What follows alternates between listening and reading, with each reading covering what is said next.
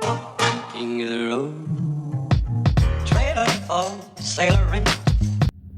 This video is for a 2017 Volkswagen Jetta with the 1.8T dual clutch. This is to reset your oil indicator light when it's time to do your oil change. This is how you reset it. So you come over here, you hold this down, wait 5 seconds. As you're holding that down, you turn on the ignition.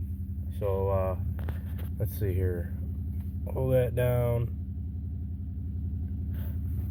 then hit your ignition button here. You will get a sign like this. Do you really want to reset your oil service? Well, I think I do. And you hit OK, and service reset. Bam! I turn it on,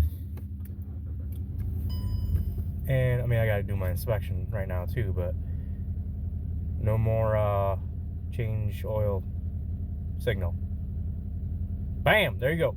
Hit the like, share, and subscribe button. You just learned something.